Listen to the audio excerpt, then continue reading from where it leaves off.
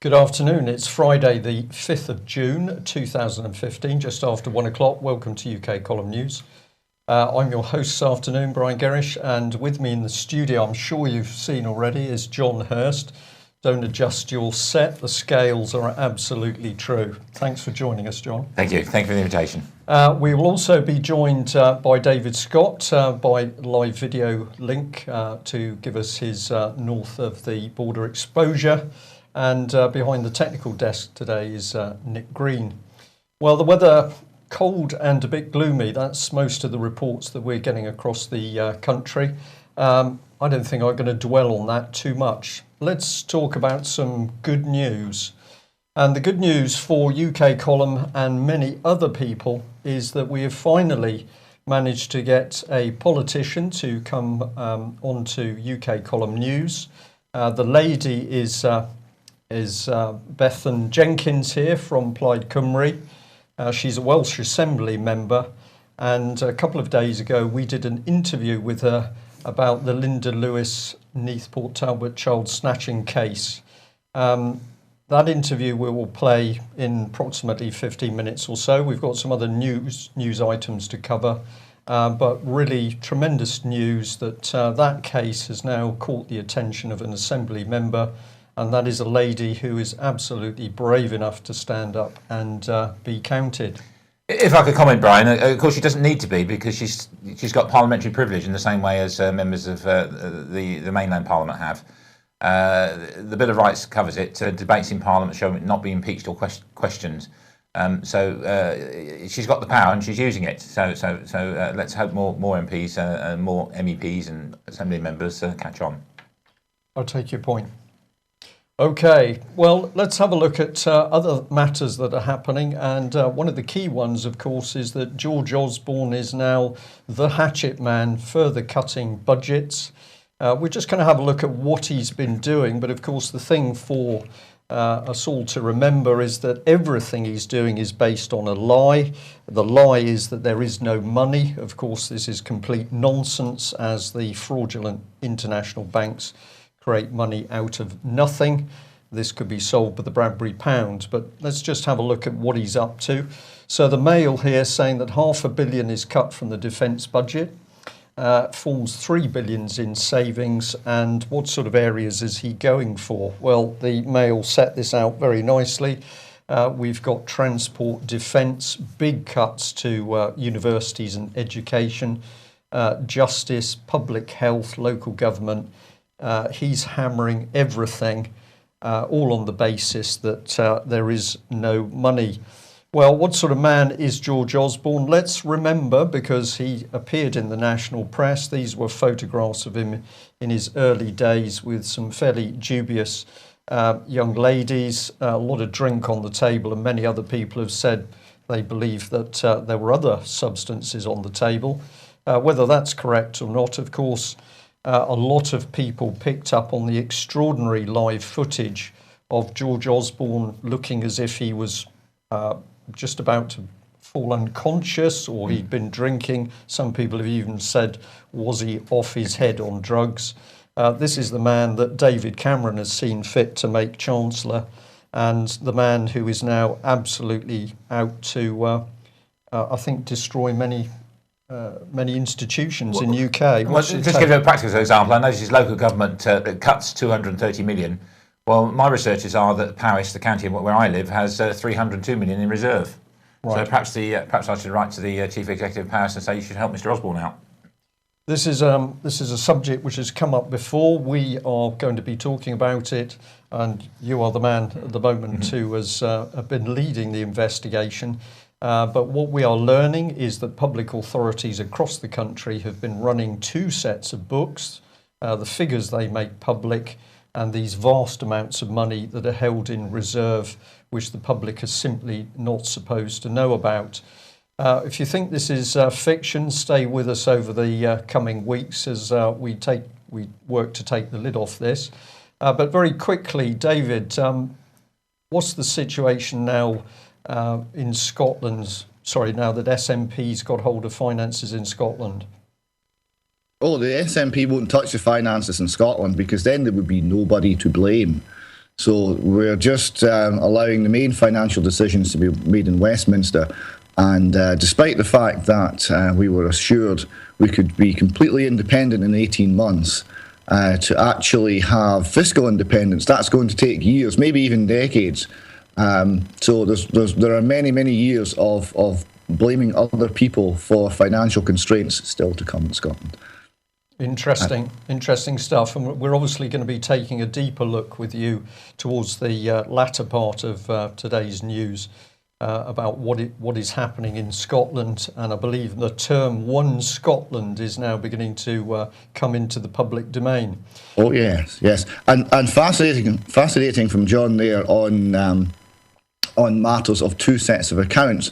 I didn't know any research had been done in this in the UK. I came across this in America, where a town suffered some calamity, and as a result, all the property holders were asked for additional money to be contributed to the coffers of the local government. And investigations showed that not only did they not need money, but if property taxes were reduced to zero, there were sufficient reserves to run the government for something like 25 years. So the request for more money quickly went away. It's very fascinating just what's going on there. It's a new development. I pay credit to Peter Kroll. He's started the research off, and we're at an early stage, but the documents are public. And if you go to the BCG website, you'll see some accounts of our researches. It's the Section 151 Officer Council Tax and Fraud, Parts 1 and 2, and it's a work in progress. And indeed, a lady has put in some very good freedom of information requests asking particular councils for that information. Yes, indeed. There's a new innovation, BCG 10-minute briefings. So we've prepared some this past day to keep our supporters up to date, because without the supporters, we wouldn't get anywhere. And also to ask the supporters to assist in the research. So if you check the BCG website later in the day, there'll be a request for you to do some research about local councils. And the good news is you might be entitled to some money back, and then there's a method of claiming it as well. So it's in your interest. Well, there we are. Dubious dealings by our local councils, all because, of course, money is being hidden from the public, or, as we've just said, George Osborne cutting back. Now, we will have a look at the other areas he's going for, of course, many emotive ones, from the NHS to education, but we are going to come back and focus on defence. And the reason for this, of course, is to remember that David Cameron and his team are busy ramping up the rhetoric for war or some form of conflict with Russia. But remarkably, at the same time, we are cutting back on our own defences. Now, why is he doing this? We believe it's simply to drive UK into the arms of the European army, the European military structure. We can't do that if Britain's own military is too strong. So what we're witnessing is the Conservative drive to reduce our army, military as a whole, rather, to self-defence force, and it can then be manipulated. So we've got 1.8% to be cut off Britain's defence budget. At the same time, we've got this going on, which is very high-level meetings of not only US officials, but people from UK and the EU. They're meeting in Stuttgart, Germany, to analyse America's handling of Russia over the past 18 months. What I would guess is going on here is, of course, Russia has absolutely refused to back down to what has been a pretty bellicose approach by the US and the West, led, of course, by David Cameron in particular. So Russia refuses to back down. Now we get a meeting of officials saying, oh dear, what are we going to do now? Doesn't seem to be a lot of reporting on this meeting at the moment. Will we hear anything? Well, we don't know. Meanwhile, thank you very much to the gentleman who kindly sent us this. It's a YouTube talk that Brigadier General Peter B. Zwack did. Now, he was former defence official and defence attaché at the US Embassy in Moscow.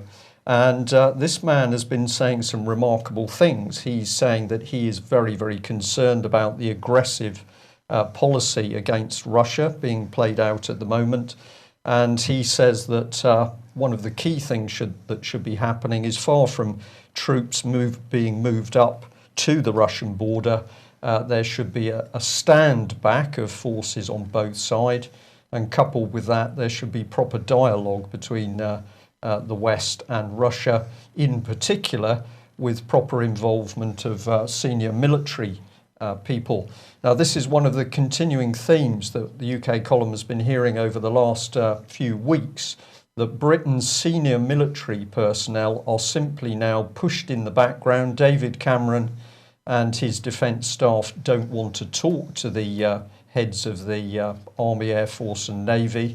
And indeed, some of those senior officers are saying that more or less they're being treated as dirt by very junior civil servants.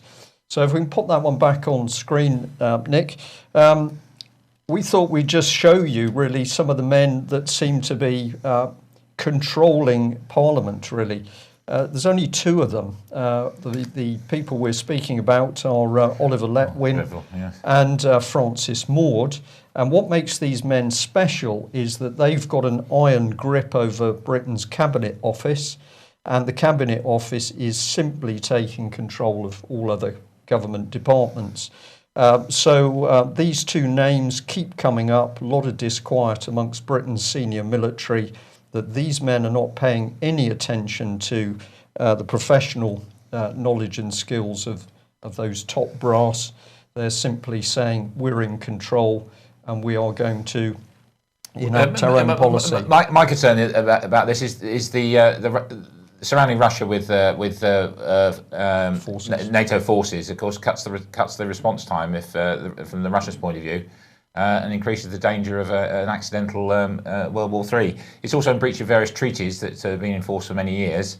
And there's also a poor tactic because it works both ways. If our forces are right up against the German border, they can zap us as quickly as we can zap them.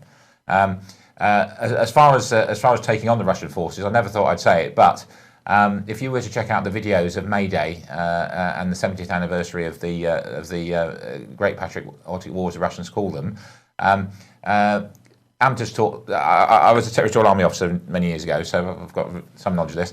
Amateurs talk tactics, professionals talk logistics. So look at Red Square, look at the large number of keen, efficient soldiers, and the hardware.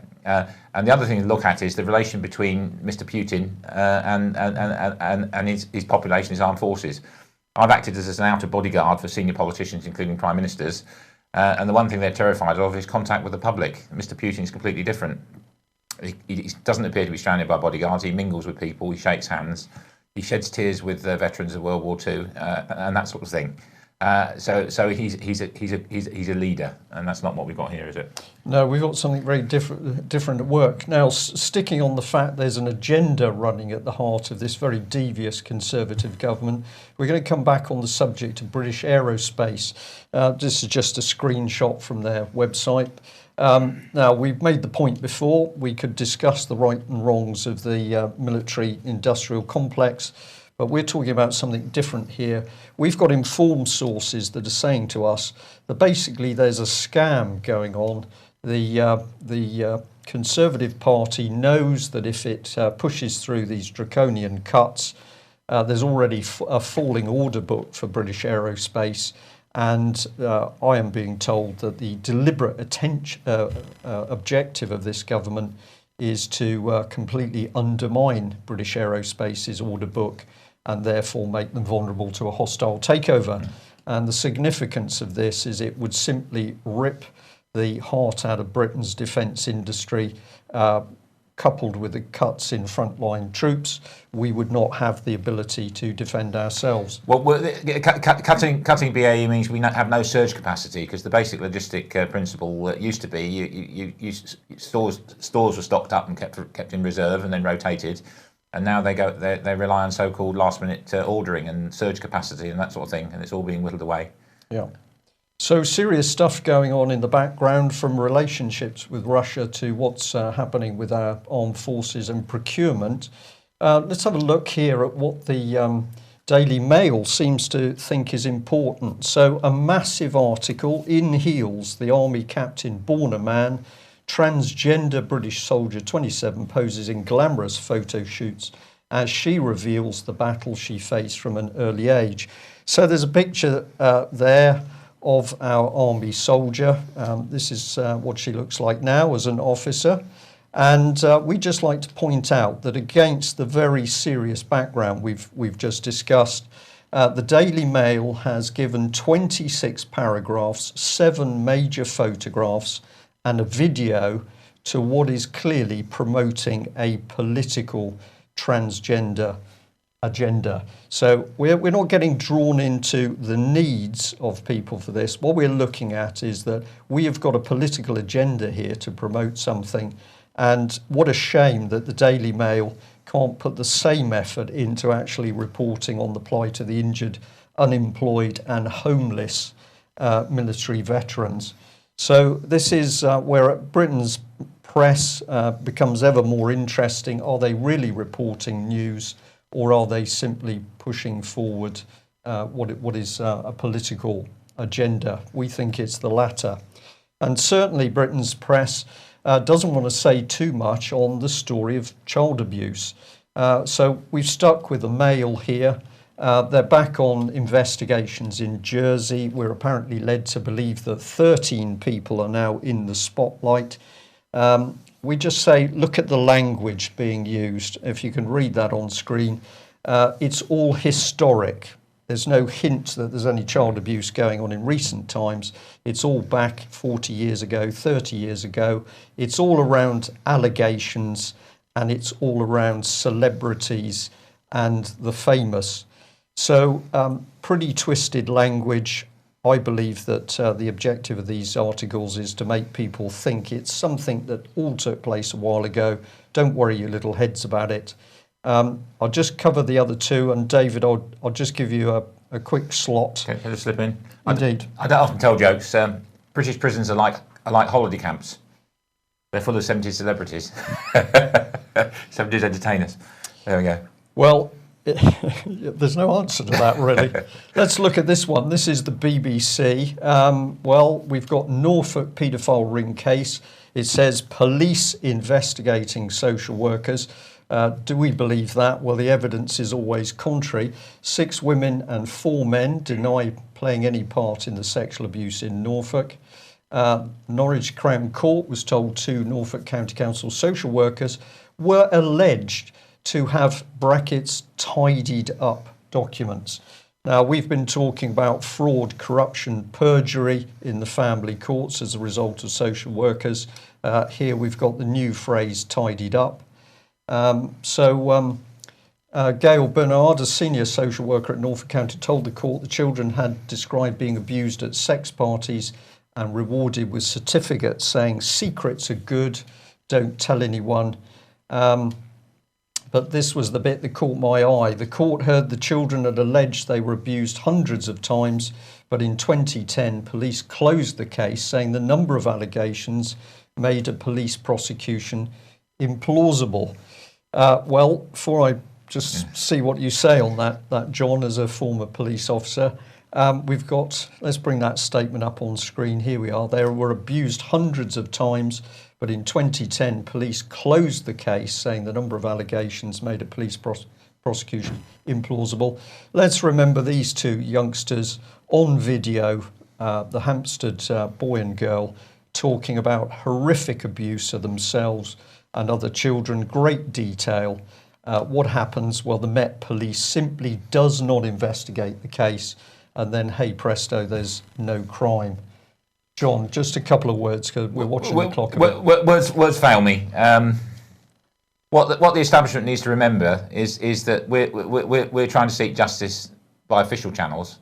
If they're not careful, they'll be subject to justice by unofficial channels, and if that does happen, they'll have a problem, because let's say a child molester is caught red-handed and killed.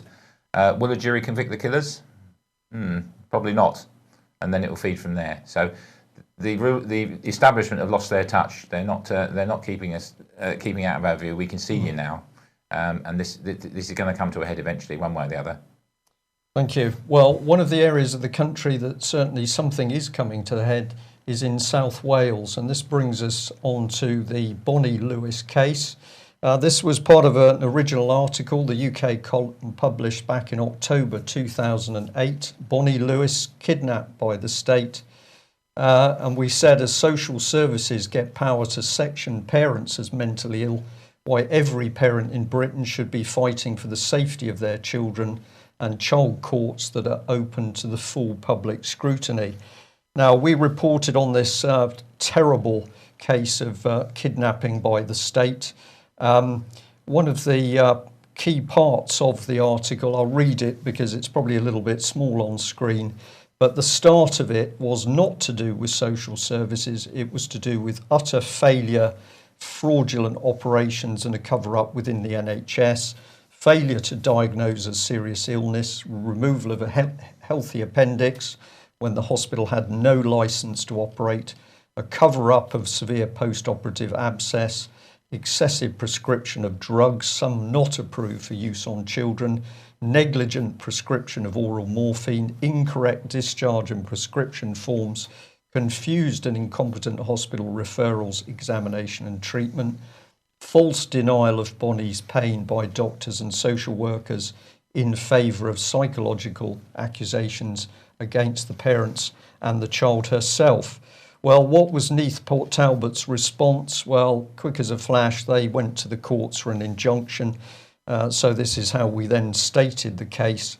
But I am delighted to say today, Friday the 5th of June 2015, that this lady, Bethan Jenkins, has agreed to an interview. We did this 2 days ago, but this is the first time this interview has been played out. Let's hear what she has to say about the Bonnie Lewis case. Of UK Column Live. I'm going to be joined in a few moments by Bethan Jenkins, the youngish Welsh Assembly member, and she's going to be talking to us about the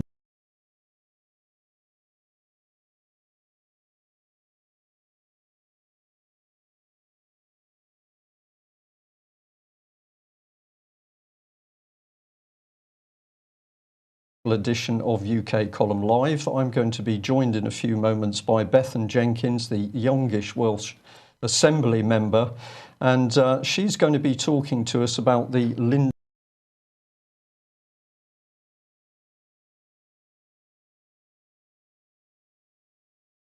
Can you fix it?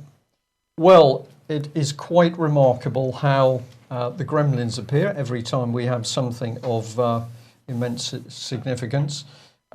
We'll just do a little bit of talking in the studio to see whether we can get that interview playing. As I always say, checked and working before we start the transmission, and then something unfortunately happens.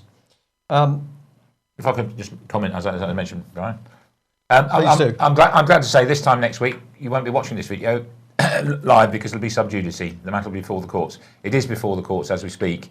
A senior legal advisor, formerly clerk at Swansea Magistrates Court, is making a decision, and we're expecting to be given a slot to lay informations and begin the process of a prosecution. It was one of the cases that was considered by the grand jury at Telford, and it appears to be going well.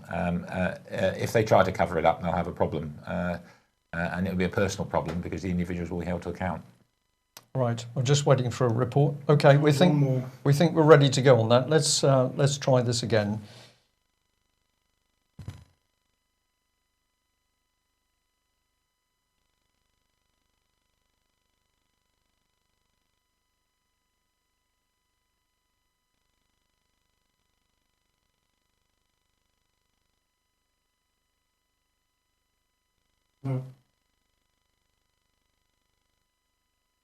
No.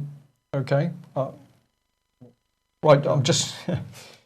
we have the advantage of no license fee, so we'll just discuss this live. Is it something we can fix in the program? No, okay. All right, well, an extraordinary event there. We don't know why that's happened. We'll carry on through the news, and then we'll see whether we can get that interview uploaded at the end of the news itself. It may require a pause. It is an extremely important interview. So just... Okay. Right, well, what we'll do is we'll switch over to the subject of Scotland. And David, if we've still got you there. Yes, I'm still here. Okay, excellent. I know you've still... A couple of brief comments before we get on to Scotland. I would point out once again that the problem with the Russians is they keep moving their country closer to the American military bases. That's right, yeah. We should bear that in mind. And on the subject of the historic child sexual abuse, not only the Hampstead case, but other things we're seeing in Scotland just now, which I might be able to go into in more in later weeks, shows it's very much not historic. This is current, it's ongoing, it's active, and it's being covered up at the highest levels of the state. Yes, indeed. Well, we have constantly been moving our audience towards the fact that if you spend time analysing the news, not only in UK but overseas, we find that the policy initially just does not appear to make sense, but if you stick with it, you say, well, it does make sense if the policy is 180 degrees out from what common sense would tell you. You have been doing some really good work in delving into what's been happening politically in Scotland, and this was something that was flagged up for us. It's Alex Salmond's Twitter page, where he's got this banner headline, One Scotland, one country, one police force, one political party. What's your take on this banner that he's using now?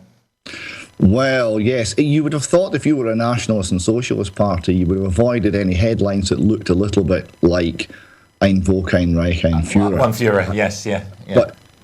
But we're a third of the way there, which is probably about right. That probably gives you an idea where the government of Scotland currently sits. One Scotland, one party. Nobody in the SNP is allowed to disagree, at least in public, with any party line, with any party colleague, or with any party decision. And we have one super joined-up government. And we're constantly being assured that we are one country represented by one true voice, namely the voice of Alex Salmond and his friends. Diversity, the rich and subversive reality of human existence doesn't really seem to factor into this. We have to toe the line, I suspect. I would point out, though, to people who think this might work, that this has not historically gone well in Scotland, so we'll see. Okay, well, David, thank you very much for that. While you've been talking, we think we might be able to run the interview with Bethan Jenkins, so fingers crossed. Let's see whether we can do that, and then we'll be able to flow back into talking about Scotland, and that is going to lead us indeed back onto the case of the abuse of children.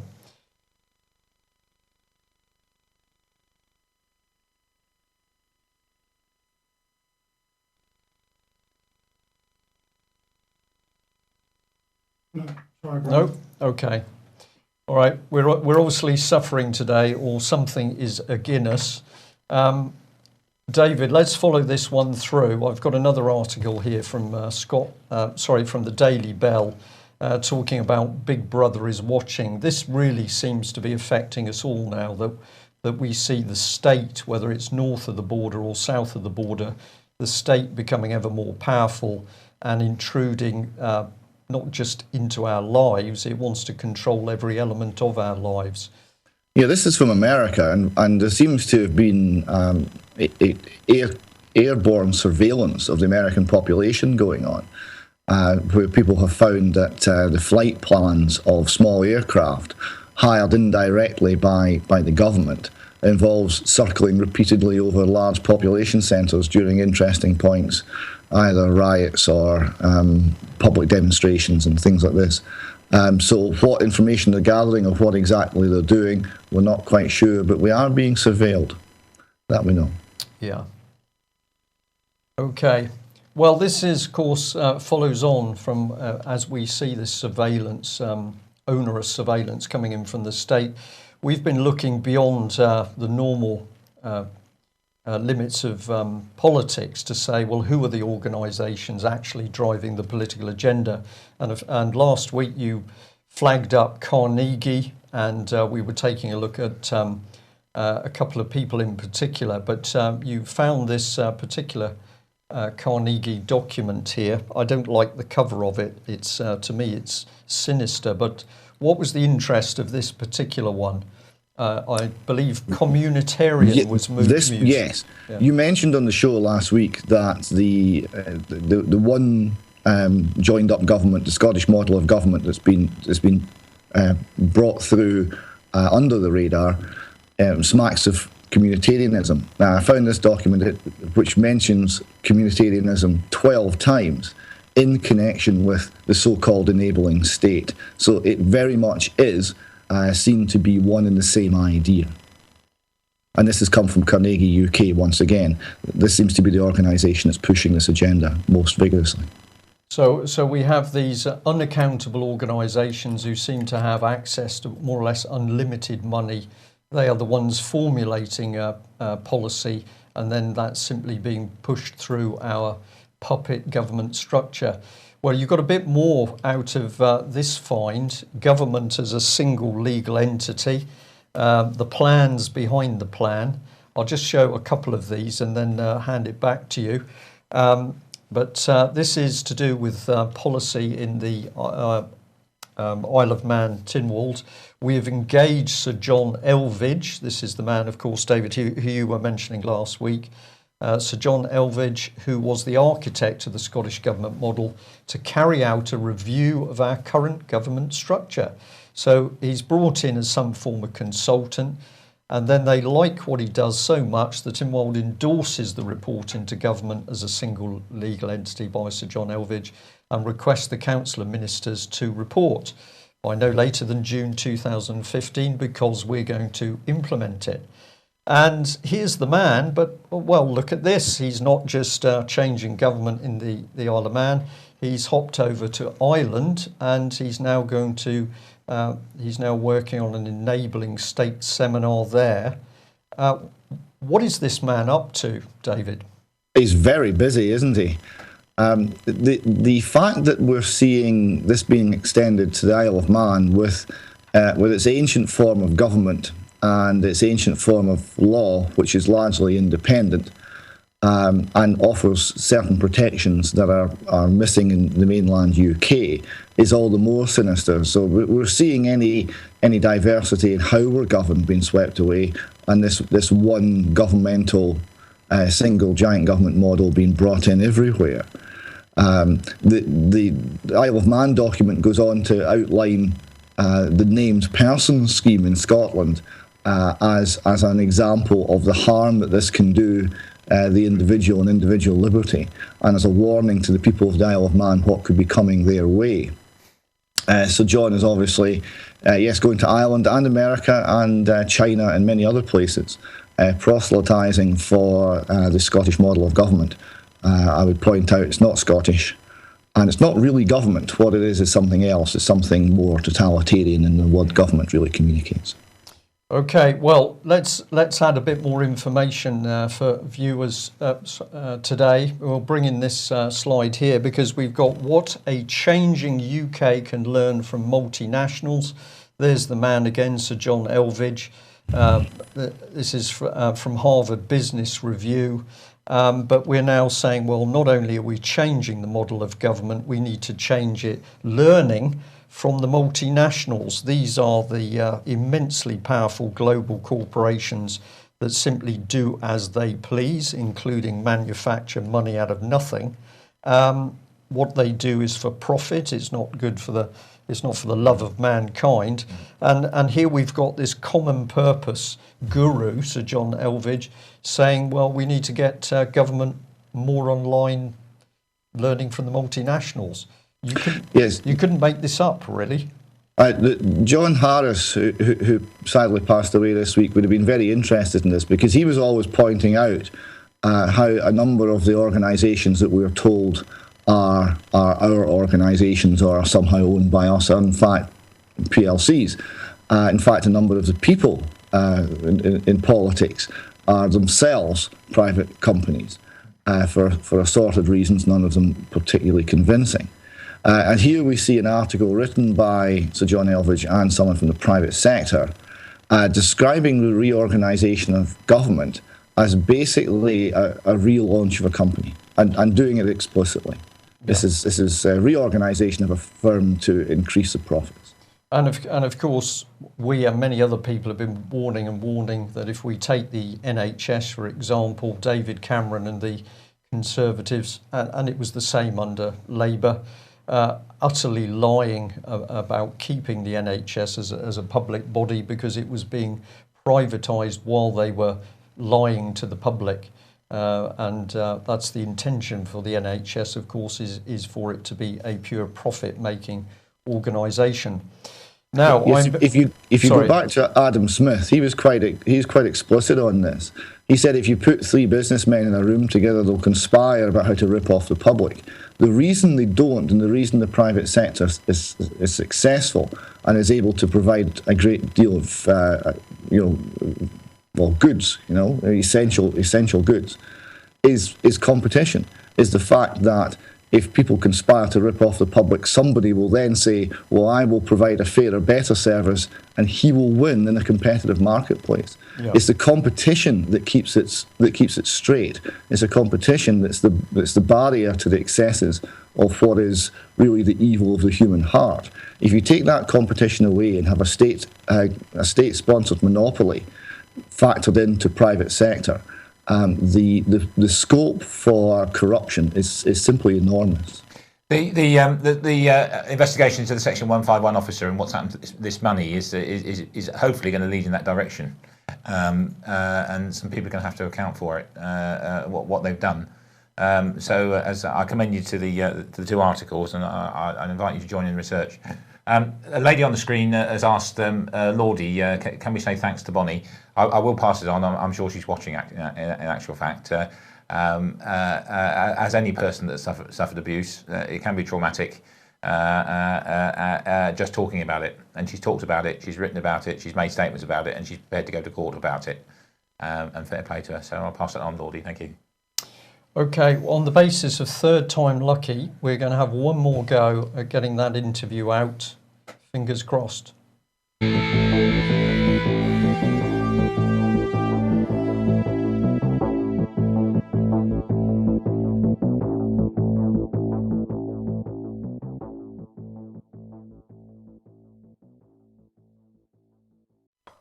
Hello and welcome to a special edition of UK Column Live. I'm going to be joined in a few moments by Bethan Jenkins, the youngish Welsh Assembly member, and she's going to be talking to us about the Linda Lewis case. This was the case in South Wales when a young girl was taken away from her mother, and as Linda said herself, that this was the result of unlawful action by the local authority. Now, Bethan Jenkins kindly agreed to come on with a live video link. She's going to be using her iPad. We know that it's a very good image, very clear image, but if the screen moves a little bit, that's the reason why. So, Bethan, are you there? Hi. Yes, hello. Thank you very much for coming on to UK Column Live. Now, I know that you are very well regarded by the friends and family of Linda Lewis. They're absolutely delighted that you've taken such a deep interest in the case. But you've also been busy in many other areas. You've been working to try and restore the pensions of the Vistian workers. You've also been involved recently in the reopening of a railway tunnel. You're interested in human rights. Just tell our audience today a little bit about yourself and your work in the Assembly.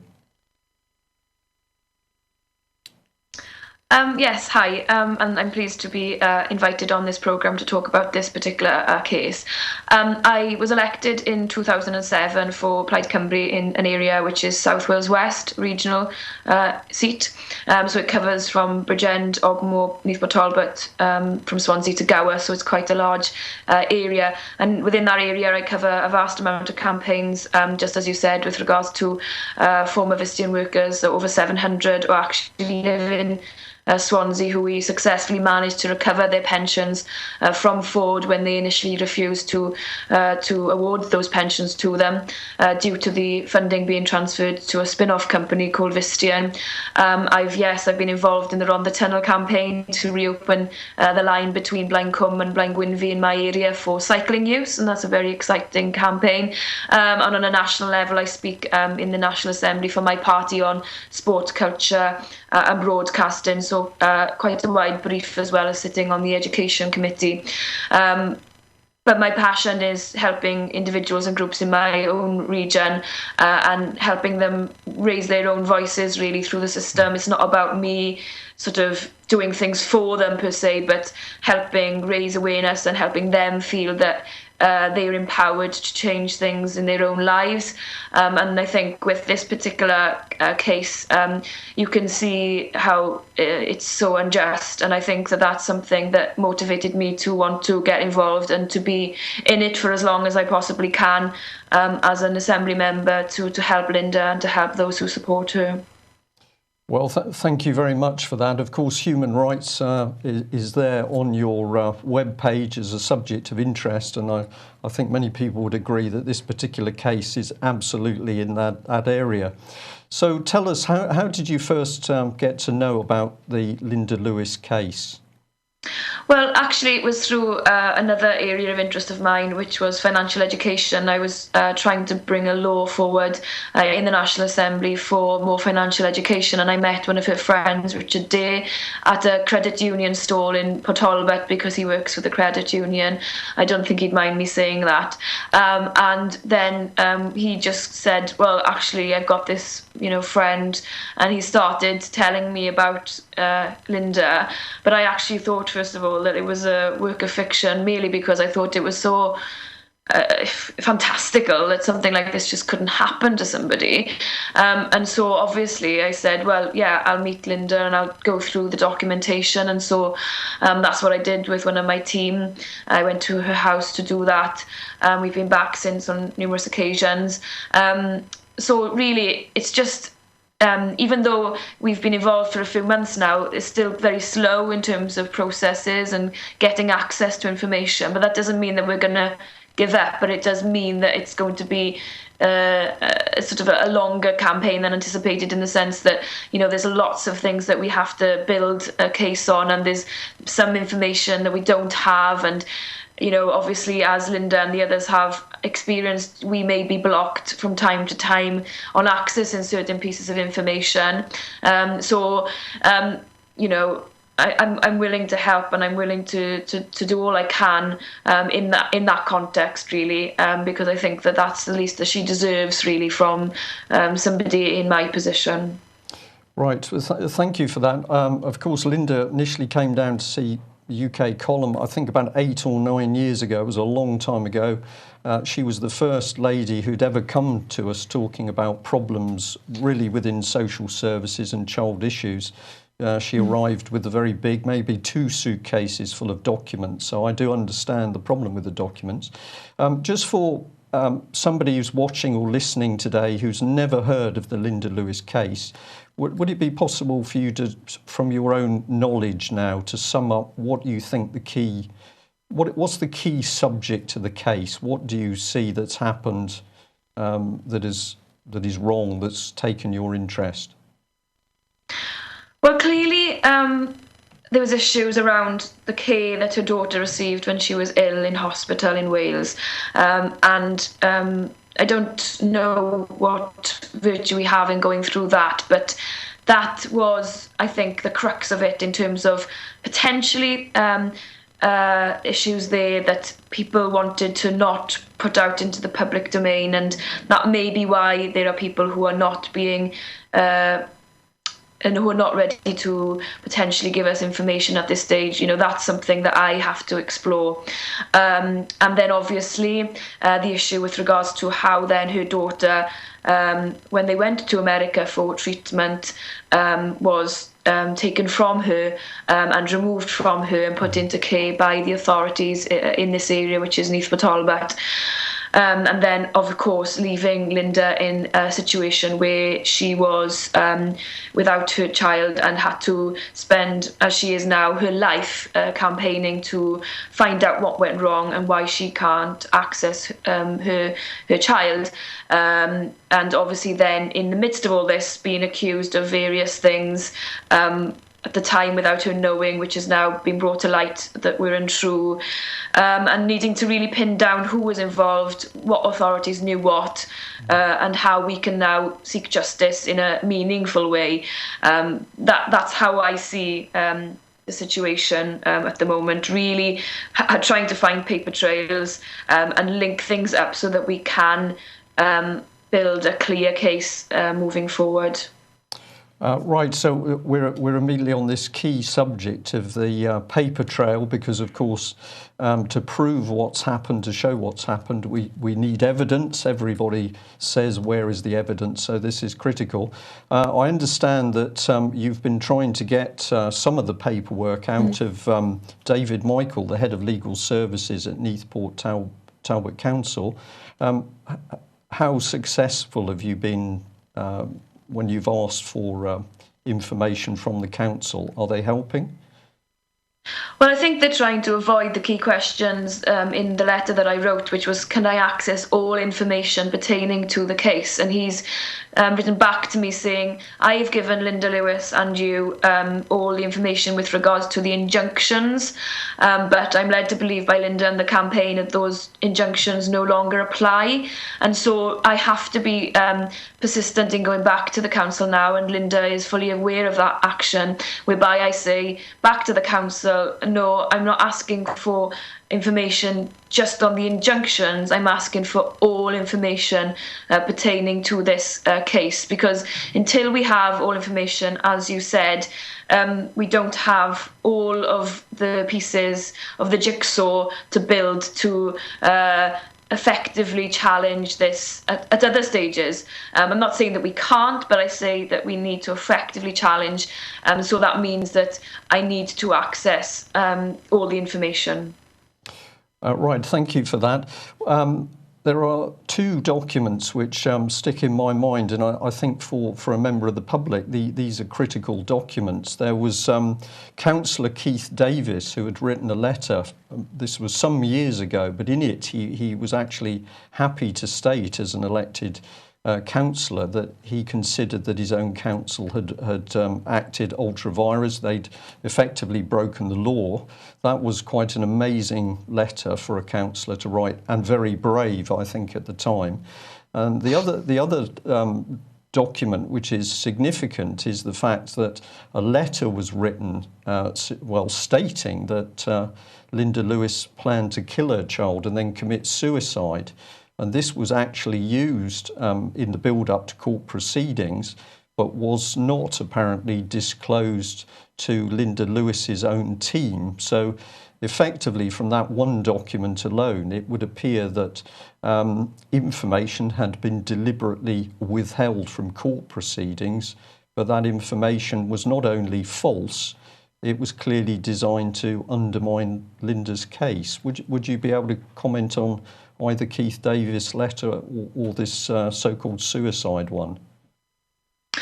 I think that's part and parcel of what we need to be looking at now. And you know, when we talk about this issue, I think people have said about reopening cases and so forth, and I think that's where we have to go now, because we have access to evidence that we didn't have before, and so we would need to appeal to relevant authorities to reopen cases in light of that. For example, with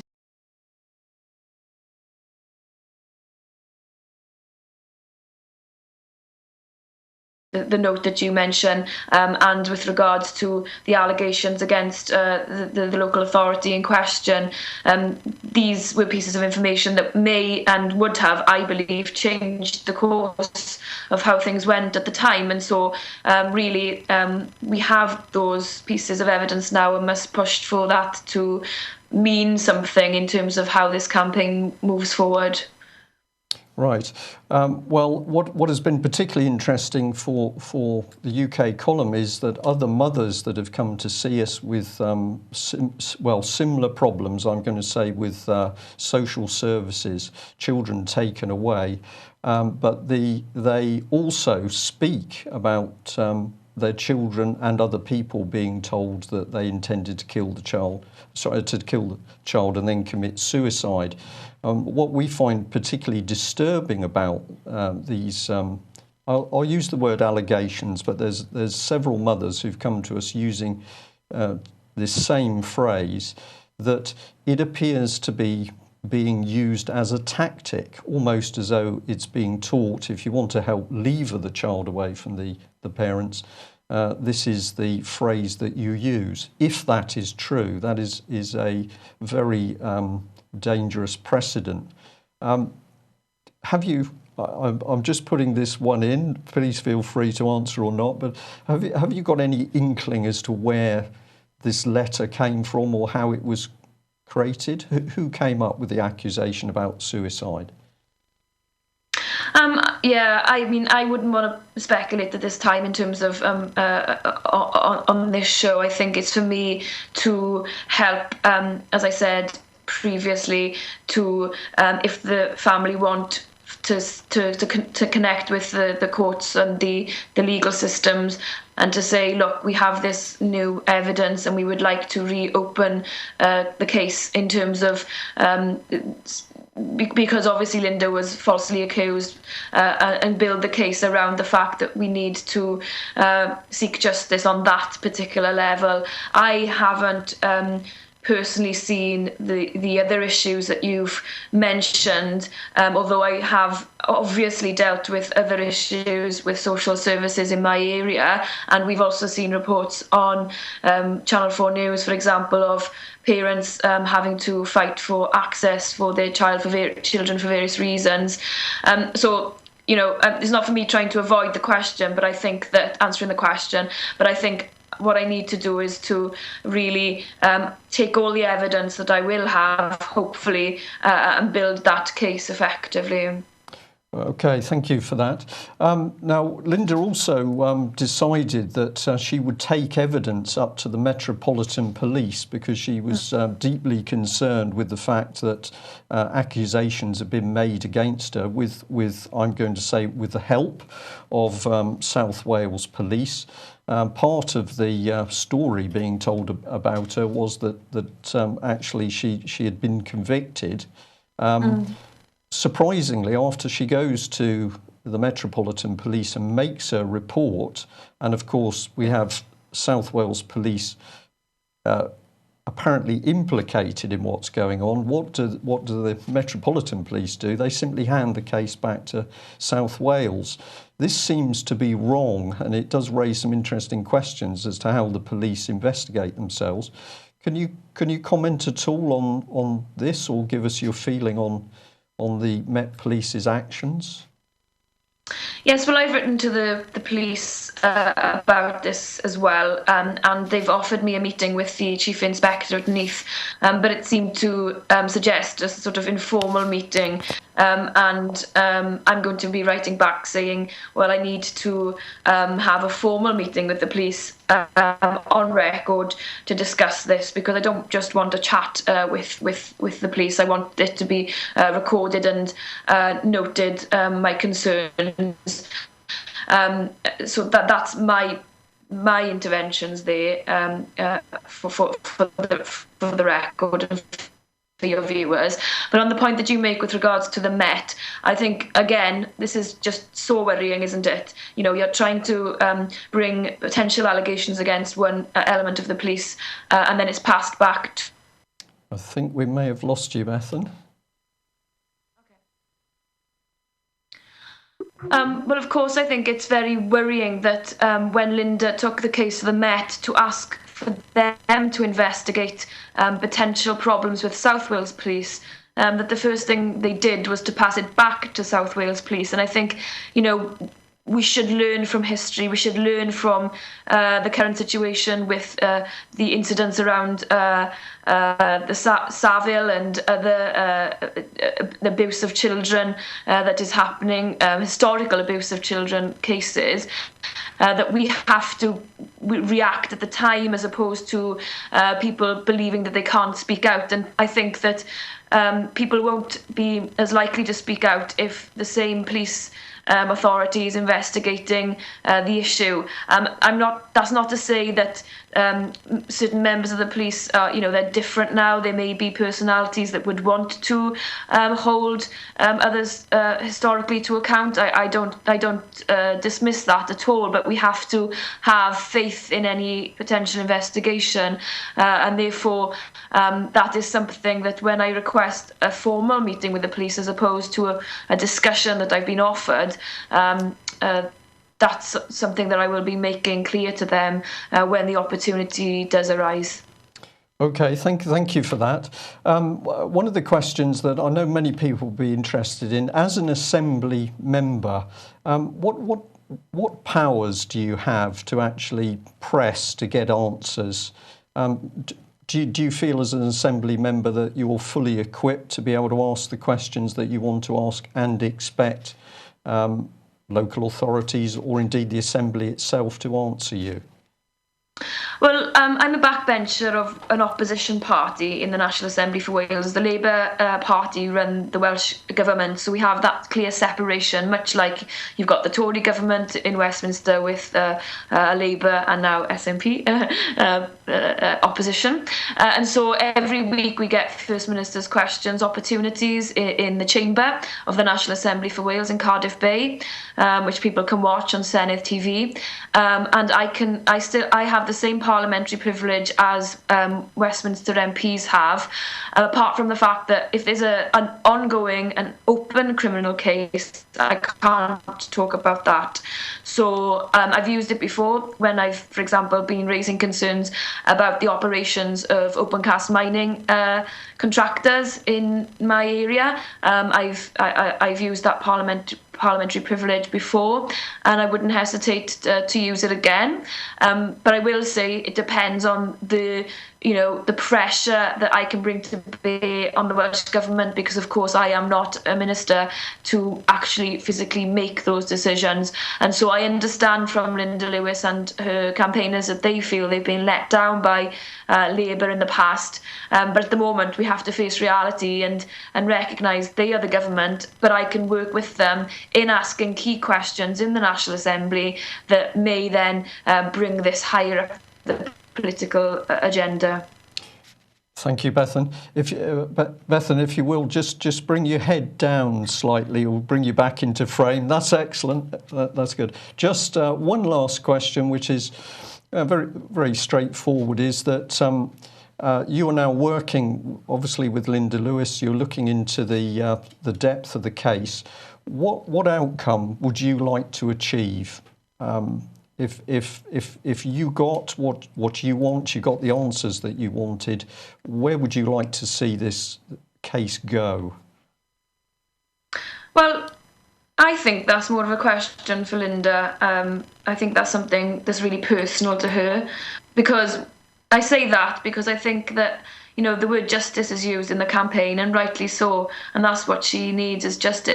And do you know what? The most phenomenal thing that I've found in reading all these papers is that nobody's sort of been humble or sort of tried to help her in any way in trying to seek to understand her point of view from a emotional viewpoint. We're not, she's not just a constituent without a family, without a personality, without a life. She's somebody who has lost her child under circumstances that we still don't really know. We know that there was an extradition order from the US, but we don't know who asked for that. We don't know. I've asked the Foreign Office. They say they didn't do it. I've asked the Home Office. They say they didn't do it. The only person I have left to ask is the Attorney General at the time. And so that's a long way round of saying, we have to piece this all together for her sake, so that she can rest and not think that it's her fault, because it's not her fault. And I think that's where, sometimes I don't want to speak on her behalf, that, that she feels that she's had to do a lot of this on her own, and it's good to see that she's had so much support. But it's actually, disheartening to see that it's been so long, and that, there's been that lack of progress on a Welsh government level that she really needs for closure in this particular case. So I think for me it's about getting where they want to getting where Linda wants to get, and as long as I'm an Assembly member, I'll try and do my best to help her. Well, Bethan, thank you very much. Wonderful words. I know that Linda and her family and supporters will be delighted at what you've said, because it's heartfelt, and I think this is a lot of this case and other similar cases. Linda said to me several years ago, the thing is, Brian, that I think about my daughter all the time. I go to bed thinking about her, and I think about her first thing in the morning. And this is the real thing about these cases. Losing a child, that's a phrase, but the reality of it is very hard. Well, I'm going to say thank you very much for coming on live with us. I'm sorry that we had a couple of little glitches there with technology. It always seems to happen. But thank you for coming, and I hope that we'll be able to give you an invite in the near future to give us an update on progress. Yes, definitely. When I do have progress, I'd be happy to come back and share it with you. I know it's important that we try and keep, as with other campaigns, they never change overnight. But you've got to be persistent in these things, and I definitely will be persistent. Okay, well, thank you very much. So there we are, fascinating interview on the Linda Lewis child case with Bethan Jenkins from Plaid Cymru, and how wonderful to see that party now getting involved in digging out the truth on Linda Lewis. Okay, that's it for the UK Column Live today. We will see you shortly. Thanks. Well, there we are. We're going to say once again, thank you very much, Bethan Jenkins, for giving us that interview. And the piece that I really picked up on, I'm hearing it again today, is that Bethan starts out by saying that Linda Lewis came to her with a fantastical story. It didn't really seem believable, but in the documentations, of course, the truth emerged. And then she also says how incredible it was that nobody really tried to help Linda Lewis. She was a distraught mother, had her child taken away. Nobody wanted to listen. So, well, thank you very much, Bethan Jenkins, for coming on with us. And we know that you're going to get a huge amount of support for having the courage to do that and speak out. And as somebody has said in our chat box, how wonderful it is to see a proper public servant. John, what's your take on hearing that interview? Well, I'm humbled really to see by her whole demeanour. She's an honest public servant. She's a brave public servant, and she's a fair public servant. She mentioned justice. Well, justice is a technical term. It means to recognise rights and punish wrongs. The two things.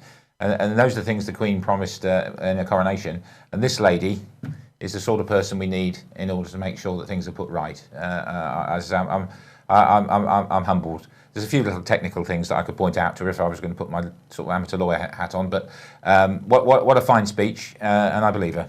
Yeah. Well, we'll just go north of the border, if we may. David, were you able to hear that? I think you had a secondary device operating. Yes, I got most of that. Yes, it was very good. One thing that resonated with me was the whole subject of allegations, and allegations which are unfounded and have been made to undermine parents. I was getting feedback from England, actually, that parents whose children have been harmed due to medical negligence within the NHS are facing child protection hearings, because what's happening is that the hospital management and the doctors concerned are accusing the parents of having harmed their own children. They're accusing the parents of child abuse. This has two effects. The parents are far too busy trying to clear their own names, far too emotionally exhausted by that process, and also financially exhausted by that process. And it prevents them coming after the hospital for compensation. And this, I'm hearing that this is becoming a fairly standard practice, just as was suggested there, that the tendency to allege that a parent harbours murderous thoughts about their own child is becoming a standard practice in order to undermine parents when they go to law. Okay, thank you for that. We'll run on through the other topics that we selected. We've chosen these to go in with the theme. We're staying with you north of the border. This is the Express, talking about SNP snoops to judge parents on spirituality. An amazing quote here from Mr. Fraser, whose job title is Getting It Right for Every Child Health Advisor. I haven't made that up, that's out of the article. Getting It Right for Every Child Health Advisor in the Better Life Chances Unit. This is straight out of 1984. It's about linking positive well-being and positive outcomes for all children, not just the usual suspects, not just those we identify as those in need. And he goes on, every child deserves to have positive well-being. We have had suggestions of different indicators of love, hope, spirituality. I am not wedded. The act is there at the moment, but in a few years, if people feel it's right, they should change that. A very disconcerting mix of 1984 language and a bit of gobbledygook. I'm not sure I understand everything he said, but I don't get a good feeling off it. What do you make of it, David? A couple of things worth noting. I want you just to momentarily pause and consider how many state functionaries you would be willing to come into your family and judge as to whether you were providing your children with enough hope, and if they decided you weren't, remove the children from that unsafe situation. Is that really power we should give another human being? Absolutely not. It's also clear that the statements made by First Minister Nicola Sturgeon in Parliament only recently, that this is all about vulnerable children, it's all about protecting children at risk of significant harm, are not in fact true. And that was confirmed only this week at the appeal hearing on the named person judicial review, where the government barrister confirmed that they have moved beyond simply looking after vulnerable children and children at risk of significant harm, and it's something much wider now. It's every child. Every child. And that leads us in nicely to a scam, free gift vouchers if parents say yes to state guardians. There was a bit more to the story than appeared in the paper about this one, though, I believe. Yes, this is lovely. This is a nice thing to end on and go into the weekend, because it shows how wonderfully subversive people power can actually be. So the story here is that the government needed to get some parents to come in and tell them how to massage the message, how to get their point of view across to the parents of Scotland that the named person was in fact nothing to be frightened of. In other words, they were looking for some help in overcoming the fact that they're losing the information war on this. They couldn't really get people to give up their time freely to do this, so they decided to put a bribe in. You would get a free lunch and you would get a £25 voucher. So this played badly in the press, but beautifully, and it's a beautiful story. They then found they had a problem because people who didn't think much of the government legislation were phoning in. They were registering for this event, they were getting their £25 voucher, and they were donating the £25 to the No to Name Person campaign. So the Scottish Government, in a small way, was funding the campaign against their own legislation. Isn't that beautiful? It is beautiful. There's a couple of comments in our chat box. One person has said, since watching the UK column I've learnt to trust my instinct. What they're saying is that their instinct that something was wrong, we're presumably echoing it back. But we'll add a bit alongside the free vouchers. This was your other one, Nightmare of SNP Stalinist Blueprint for a Happy Childhood. This is quite amazing stuff. The mainstream press have rumbled this, you know, and I would have to say the Scottish Government must be thinking about putting some sort of reverse or giving some ground on this, because these are the headlines they're getting. And when you're a nationalist and socialist party, you really don't want too many Stalinist or Nazi headlines in the papers, and we're getting them on a weekly basis now. We are seeing the mainstream press reveal a lot of truth about the named person legislation, and it's playing very badly, and people are becoming more and more educated in this. Right. Let's look at this. This is comment from Aidan O'Neill, who's the QC who's been representing the campaigners opposing the named person scheme. I know this is a very busy view on your screen, but I've done it like this, so if anybody wants to frame the screen, they can actually look at it. But we just highlight a couple of things that this gentleman said. So he's representing the campaigners opposing the named persons scheme, and he's told the court that aside from not being able to opt out, parents have to positively cooperate with the named person or risk being characterised as hostile or non-engaging, which would lead to further state involvement. And I'll just jump right to the end. We're asking the court to look behind the government's rhetoric and see how this is not about protecting vulnerable children. It is about making the state a co-parent. These are very powerful words by a QC, and he's saying you've got to look behind the rhetoric. So rhetoric it is.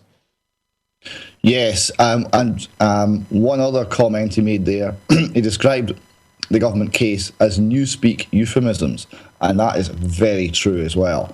Aidan O'Neill has put the case extremely well once again, and once again is carrying the day in court. It only remains to be seen whether this time that will in some way reflect upon the final judgment. Okay, David, thank you very much for that. We've extended the programme today because we thought the whole subject was so important. I'm going to thank viewers and listeners for staying with us.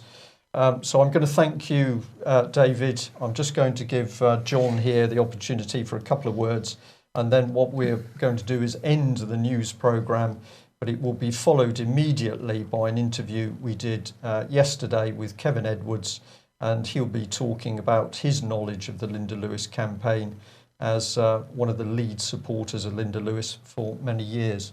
But John, what's your view? Just a quick word. I agree with David. I rarely disagree with David. I can't think I've ever disagreed with David. On the chat box, there's a request for some information about maxims of common law. So I'll just introduce a new concept: 10-minute presentations on popular topics. I'm gifted with a good memory, and I can babble on about a lot of subjects, and I've done a lot of research. So could I ask you email the editor here at the UK column, and he'll pass it to me, and I'll endeavour to produce presentations on the subjects that you ask about, assuming that I've got the information. I think that's an efficient way of sharing what we've learnt over the years. And if I don't know the answer, I'll look it up or I'll ask somebody that knows. Excellent. Thank you. Okay. Right. Well, before I end the news today by passing over to Kevin Edwards, can I say thank you very much everybody who's joined us today, either video or audio. We need your support if we are to continue doing what we're doing. We need people to take up memberships with the UK column. We need people to join as members for the British Constitution Group. With your support, we can not only continue to produce programmes, perhaps we can also upgrade some of our technology, which will help stop some of the gremlins that creep in when we're crunching huge amounts of video data. So a plea from us: if you like what we're doing, we need your support. We also need you to make donations, otherwise we simply can't function. But let's have a look at the interview we did with Kevin Edwards, all helping us to understand child abuse And of course, remember the words of Senator Sivray from Jersey, that all governments like child abuse because it is the means by which they can blackmail people to do their bidding. How true he was. Thanks for joining us. We'll be back Monday at 1 o'clock.